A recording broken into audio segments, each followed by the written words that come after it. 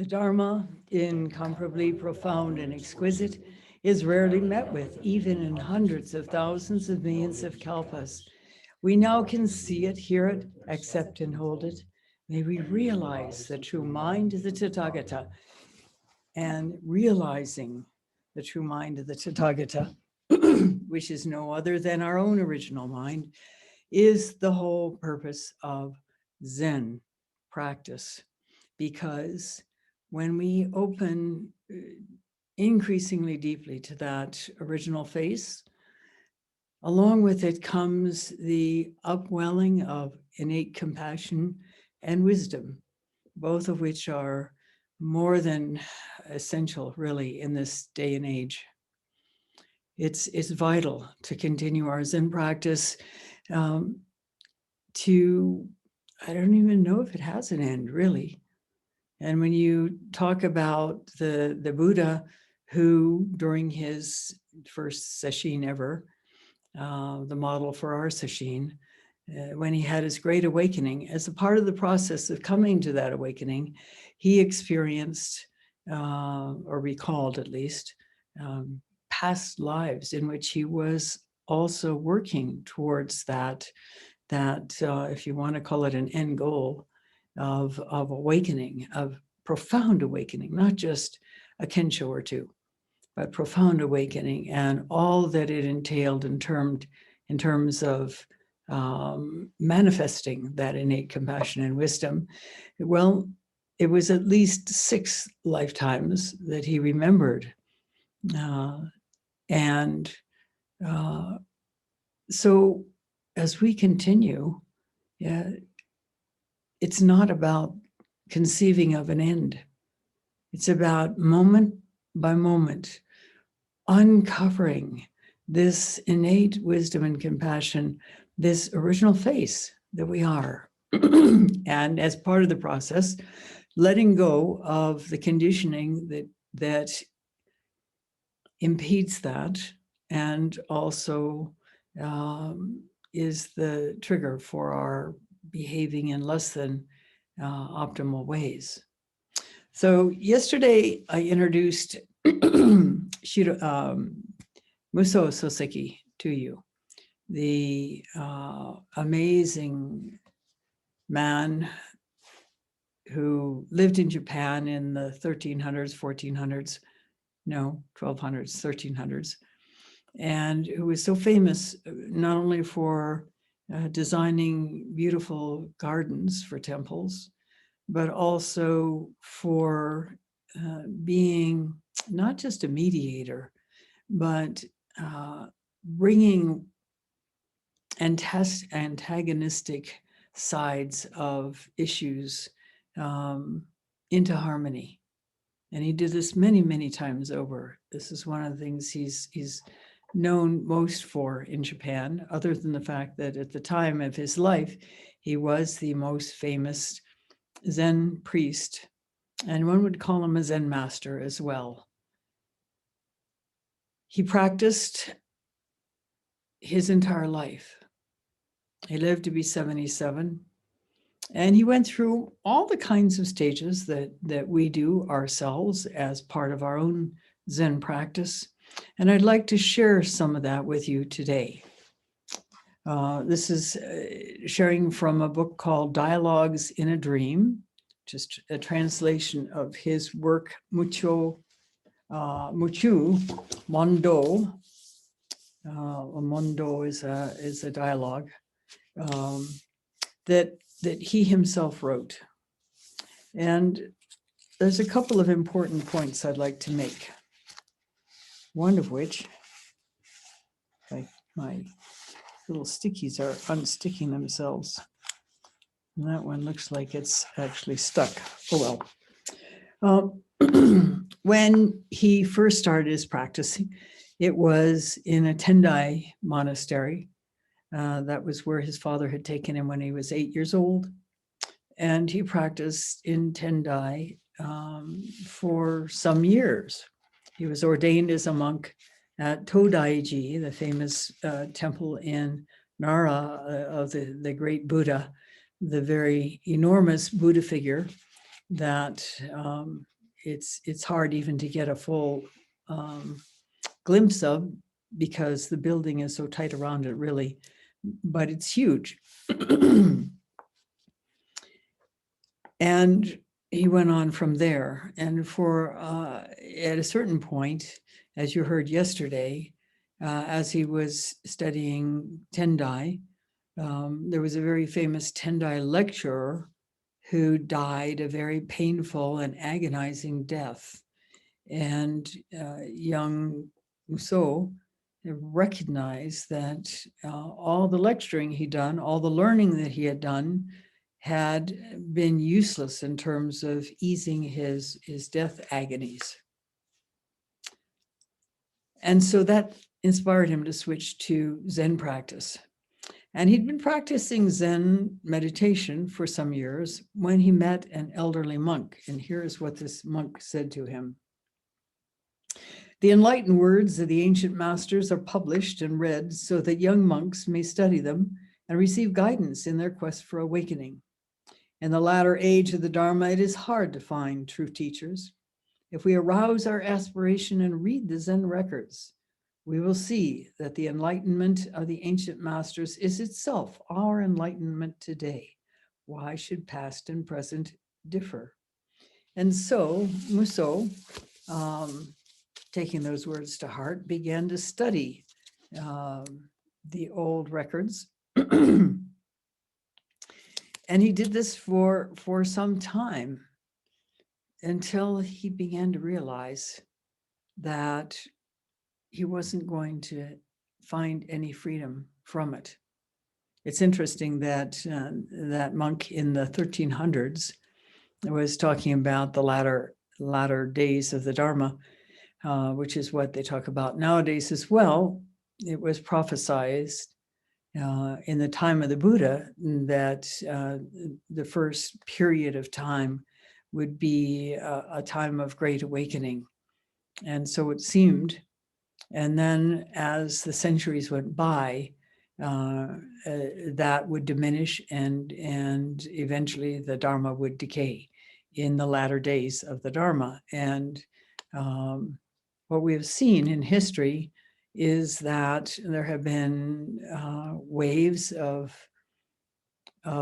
increased interest and deepening practice, followed by waves of, or receding waves perhaps, of that behavior in which the Dharma did begin to decay. And Hakuin, several centuries later, came to become a foremost Zen master in an era when the Dharma really had decayed. There really were not Zen masters to speak of. There were priests lecturing on the various writings of Zen, but the only Zen master he found was Dokyo Eitan, who really brought him up short, made him recognize that this enlightenment that he had, that he assumed was the most amazing enlightenment and the deepest enlightenment anyone had had in 300 years, really wasn't sufficient. And it was under Dokyo Eitan's direction that he reached much deeper levels. And finally, he had to leave Dokyo Eitan because the old man of the hermitage there didn't really have the resources to deal with multiple monks. In fact, he only had two monks, really. One was the monk who had led him to Dokyo Eitan's hermitage, and the other was Hakuin himself. And when Hakuin had been traveling around Japan, as was customary in those days, he was part of a group of monks that were going around and attending lecture meetings at different temples. And he'd stuck out of the last meeting with Dokyo Eitan's student, whom he was most impressed by, and found himself traveling to the remote area in Japan where Dokyo Eitan's hermitage still is, and was training with Dokyo Eitan over many months and having finally deeper awakening experiences.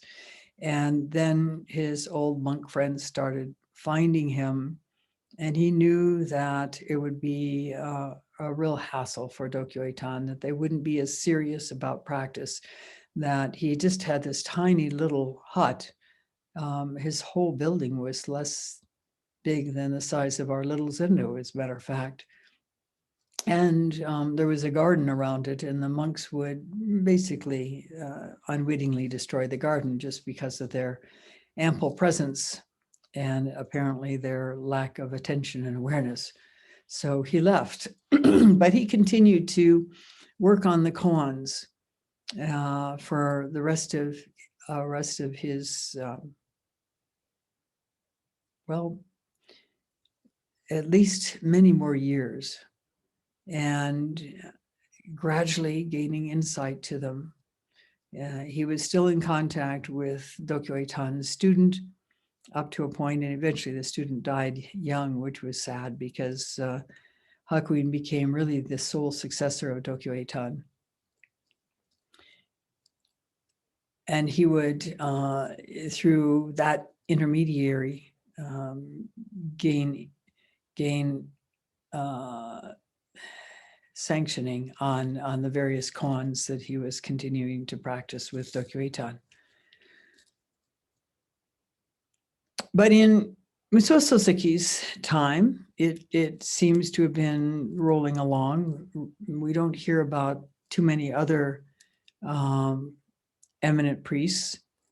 You already heard that he was born about 22 years after Dogen died, and Dogen had brought Zen from Japan, Soto Zen from Japan, at a time when it was failing, and had brought about a resurgence of Zen through his Soto practice at great expense, really, because Dogen was attacked by particularly the Tendai monks, and more than one of the temples that he had established was burnt down to the ground. So Muso Soseki initially took to heart this monk's admonition to study the records of the masters. And let's see what he says later.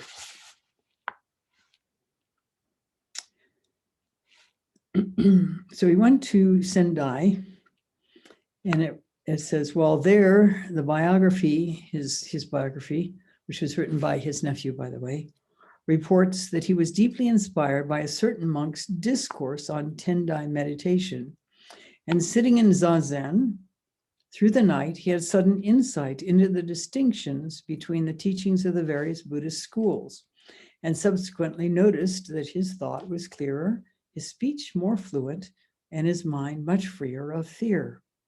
Although he did not regard this experience as true enlightenment, and this is very important.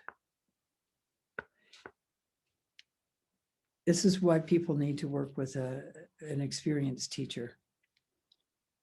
It's too easy to assume that an insight we've had or an experience we've had during meditation, or even independent of meditation, has been an authentic kensho, but it's not necessarily at all the case.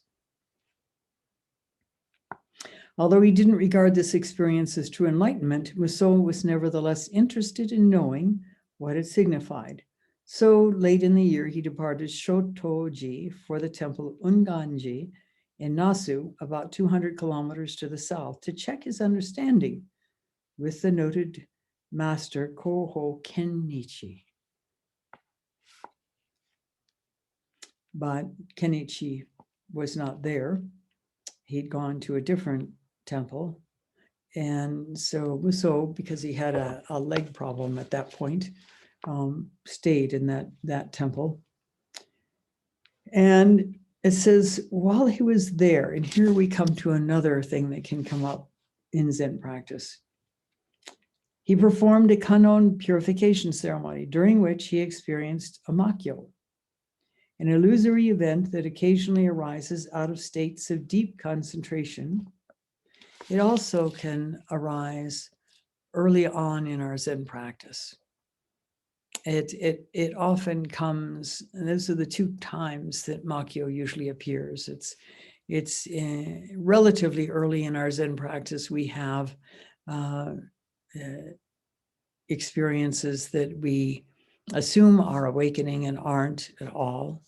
And then also when we get much, much deeper, we can also have unusual experiences, including psychic experiences. There are cases where monks have seen through walls and understood what other people were thinking, basically heard thoughts, and so on and so forth. These are really nothing to write home about, but they can take place as a result of the deepening awareness that comes with deepening Zazen. So he had this Makyo, and it says, where the faded image of Avalokiteshvara, which is Kanon in the Indian version, suddenly appeared as if newly painted.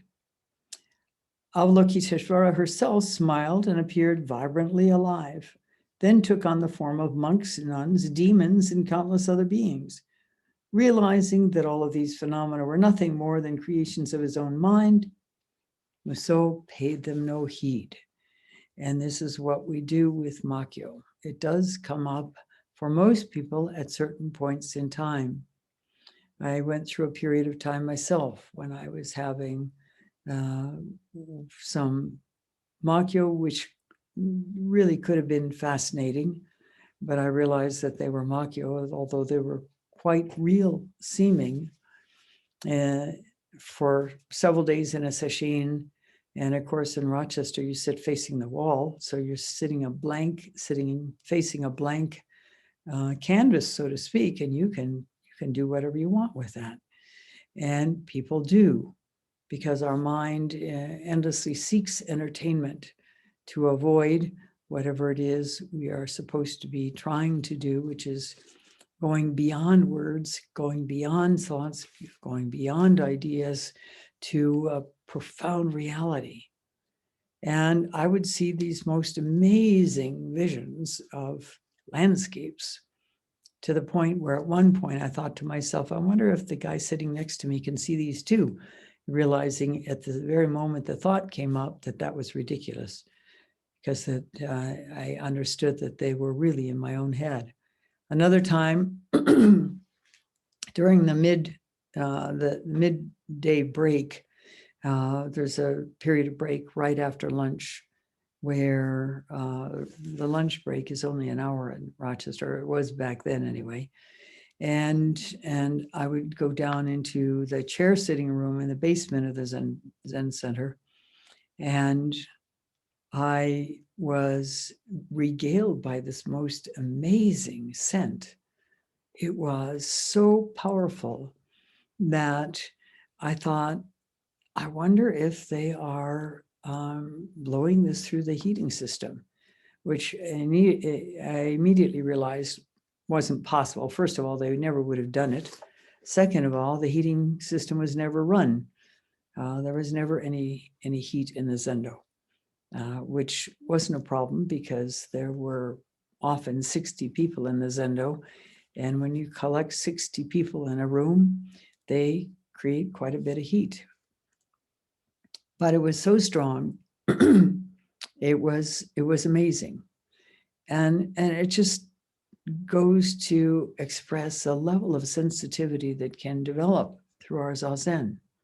Another time, and that was the last set of Makyo I had, really, I was in a restaurant, and there were several groups of people sitting around round tables, and each of them was speaking a different foreign language.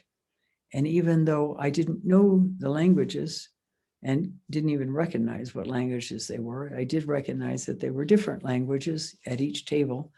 And it was fascinating. But again, it was Makyo. I also designed a heck of a lot of woodworking projects, some of which I actually built. But that was an era relatively early on in my practice. And thankfully, I outgrew it because basically it's a distraction. And that is part of the purpose of the early Makyo, is to distract, to keep us from going deeper in our practice. It's entertainment. And later Makyo simply can come from an increased sensitivity and awareness. It's as if Zazen, you can liken it to a radio station that's putting out a signal. And if it's a powerful signal, if it's a strong, clear signal, people from far, far away can tune into it. And as one gets more clear, one tunes into more and more energy, is probably the best way to put it. But again, if it keeps you from doing your practice, it's not helpful. And it can actually lead you down a rosy path. So it was most excellent that Muso recognized that what he was experiencing was Makyo, and that there was no point in getting involved in it. I wanted to say some more about the reading thing. Mitra-roshi always used to say that the best book to read is the one that will get you on the cushion. And in the early years, that is absolutely true. Although many people come to Zen practice through reading, particularly in the old days, the words of Alan Watts and D2 Suzuki, but especially Alan Watts, it seemed like, and sometimes the Three Pillars of Zen. And as for myself, I did read the Three Pillars of Zen very early on in my Zen practice. And as I've mentioned many times over, clung to the stories in the Three Pillars of Zen of the awakening experiences, because Zen practice was so difficult and so painful, not so much physically, but in many other ways for me, that I hung on to those stories as in hopes that somehow I would also be able to have some level of freedom from all that I was caught in. At a certain point, I realized that those stories were actually holding me back, because I would sit in a sesshin, and at a certain point, there might be a mind state that started to unfold, and I would think, aha, this is, I must be right next to Kensho. And of course, it wasn't the case, and it couldn't possibly have been the case, because I couldn't have been using my mind in that way of thought and pictures, and at the same time had the empty mind that is required as a prerequisite to Kensho. So I had to let that go as well. At Sogenji,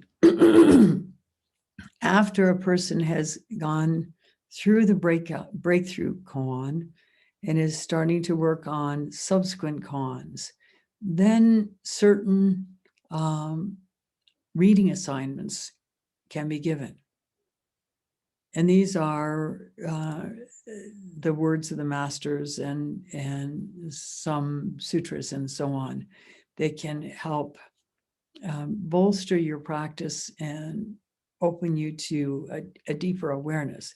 But you have to reach a point where that really is possible. And early on, it's not normally. If we are caught in reading, then we are most likely holding ourselves back from the deepening that can come forth and provide serious freedom for us. And that freedom is beyond any freedom one can imagine. It is the kind of freedom where no matter what your circumstance, even if you're in jail, even if you're condemned to death, even if, like Jacques Lusseron, you're in Buchenwald, a concentration camp, you are still free, and it's very palpable freedom. This kind of freedom can only come through our Zazen. At one point, many, many years ago, back in the 1970s, I think, there were some neurological experiments where they were putting probes into people's brains and triggering a kind of awakening experience in some of those study subjects. But like the man who came to visit Mitra-roshi about 10 years after the end of the Second World War, and who had been in the invasion of Normandy, and who had been so upset, so traumatized by the experience, that when he was returned to the States, to New York City, all he could do was wander the city day and night, questioning, why is there suffering? And after 6 months of that, he had a Kensho experience. Apparently it wasn't very deep, because when he came to Mitra-roshi, it was just a distant memory. Unlike with Flora Courtois, who also had a spontaneous awakening experience, but she had much more, let's say, groundwork done before it took place, because she'd been questioning for years if there was some underlying truth that was always true. And one day, it opened up for her. And that awakening experience was so deep that despite the fact that she had no contact with anybody who knew anything about Zen practice for many, many years, not until she moved to California, and she ended up actually in the little living room group that Alan Watts had, where they were talking about enlightenment, which, by the way, Alan Watts did not have. And sadly, he committed suicide. But she suddenly began to realize that what they were talking about, this so-called enlightenment experience, was what had happened to her. And soon after that, she found herself studying Zen with Mayazumi, who was sensei back then. And eventually, when he asked her to drive some Japanese monks, I think either from Tassajara or to Tassajara in Northern California from LA, that one of those monks was Yasutani-roshi, and she finally described what had happened to her through Mayazumi's translation. And Yasutani-roshi felt that she was still so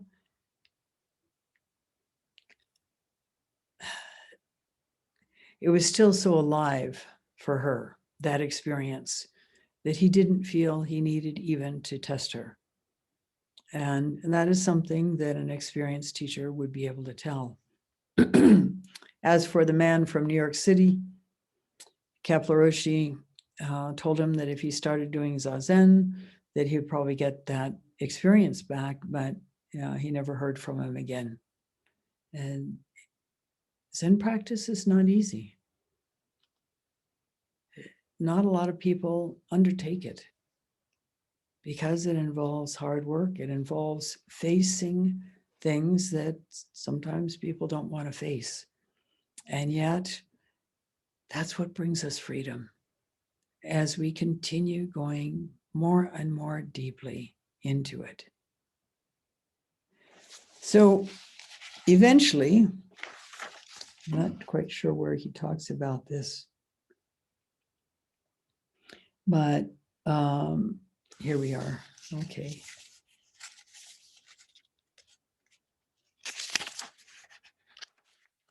So the old monk had told him that he should read the words of the masters. In 1303, however, Muso was beginning to question the direction his practice had taken ever since he'd spoken with the old monk at Kenchoji in 1295, when he was 20 years old, by the way, and occupied himself with investigating the traditional Zen records. So he said, Yishan, who is his then teacher by that time, at the time was serving as abbot of both Kenchoji and Engakuji. I'd been with him for several years and received his teaching morning and evening as I continued studying the writings of the five houses. Zen had divided in China into what were known as the five houses, and that was brought to Japan as well. There are only two houses left in Japan of the five houses. By that time, I felt thoroughly confident in my understanding of the principles of Zen. Then one day, upon examining my own heart, I realized how uneasy I still felt, because reading cannot really enlighten us. There is a disconnect between words and the experience that comes, that leads to awakening. We can't think our way to awakening. We can't read our way to awakening. We can't read our way to freedom. We can get some basic psychological insights, perhaps, but in terms of the profound liberation that true awakening can bring forth, it's not there. And if we use reading Zen texts as inspiration to sit, then that's great, because it's the sitting that will get us the awakening. But to substitute it for the sitting, or to emphasize it over the sitting, or to depend on it instead of the sitting, is going to really stall our practice. I'd been with him for several years and received his teaching morning and evening as I continued studying the writings of the five houses. By that time, I felt thoroughly confident in my understanding of the principles of Zen. Then one day, upon examining my own heart, I realized how uneasy I still felt. For the first time, I understood the saying, quote, "That which comes from outside the gate is not the house treasure," close quote. As an ancient master said, quote, "Never obscure the light of the spirit. This is the eternal way. Having entered the gate, do not tarry in intellectual understanding," close quote. I'd left the school of doctrine and entered the school of Zen. Yet my studies, although different in content, were equally based on conceptual knowledge. If I go on like this, I thought, I'm simply obscuring the light of my spirit. I therefore took the bag filled with the notes I had accumulated over the years and threw it into the fire. And then there was the encounter with Yishan, who pointed out a certain expression of reality, but that wasn't what Muso needed. He said, he went to Yishan and said, I still have not clarified the matter of self. Master, please directly point the way. And Yishan answered, our school has no words or phrases and nothing to transmit to anyone, which is a deep truth. And that truth is in the Prajnaparamita that the Roshi taught, that the Buddha taught. That may be so, responded Muso, but be compassionate. At least teach me an expedient means. There are no expedient means, declared Yishan, nor is there any compassion. From then on, this is all that Yishan would say to Muso. And so he finally got discouraged and went to see a different teacher who told him, when I was 16, I was ordained at Tofukuji and placed under the tutelage of an old monk. The monk directed me to read the Zen records. Every time I read a line, I would ask him the meaning until he said, quote, the writings of Zen are unlike those of other Buddhist schools. They're not to be explained, close quote. But how can they be understood, I asked, if they're not explained? Only with enlightenment does one understand the meaning, he replied. If I persevere in my reading, will I naturally enlighten? If you wish to attain enlightenment, he replied, you must directly investigate the self. Upon hearing this, I read no more, devoting myself instead to Zazen in the meditation hall. Many monks advised me, saying, young people should devote themselves to study. A momentary zeal for enlightenment won't carry you through to the end. You will regret this when you're old. And I simply practice meditation even more than before. I'm now more than 60 years old, and to this day, I have no regrets.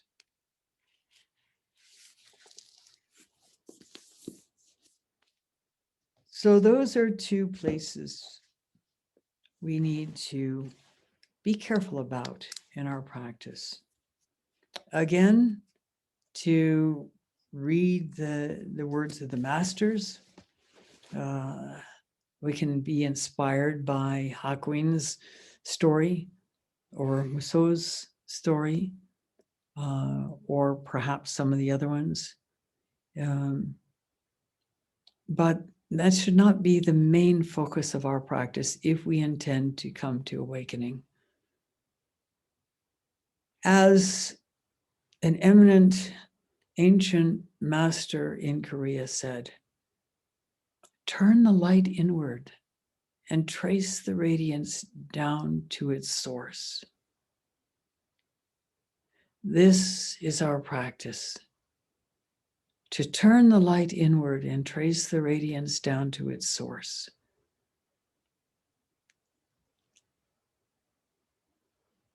This will bring us awakening. This will bring us liberation.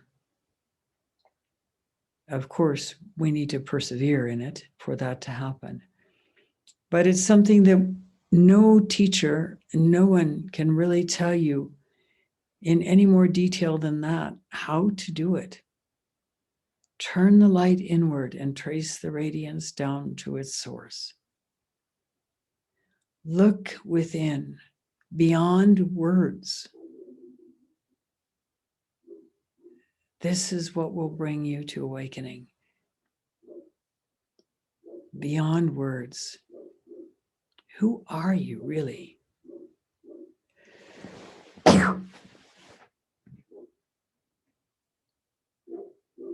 Who sneezed?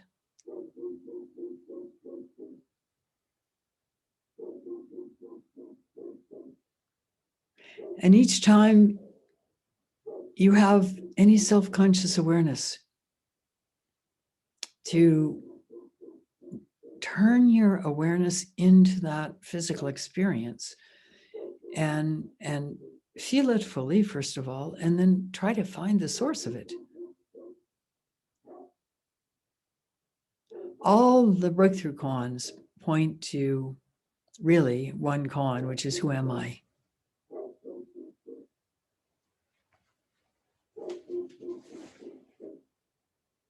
And who you are is far beyond what you can imagine, what you can think, but you can realize it. And in realizing it, you become increasingly free, depending on the depth to which you realize it. It cannot be reached through reading. It can only be reached through a wordless search. A wordless search. Nobody can give it to us, but it is innate within us, the potential for awakening to that profound truth that not only liberates us from our ordinary day-to-day stuff, but liberates our innate compassion and wisdom to function more and more freely, depending on how deeply we go and how much we work on what Torayenji called the long maturation, which is bringing to life in our life the truth, not squashing what we don't like about ourselves, but opening to it and allow it to dissolve so that we are not caught in those habit patterns anymore. This also is part of our practice. So I think that's enough for today. I thank you for listening. We'll stop now, recite the 4 vows, and then we still have about 15 minutes, well, close to 15 minutes left before the end of the period.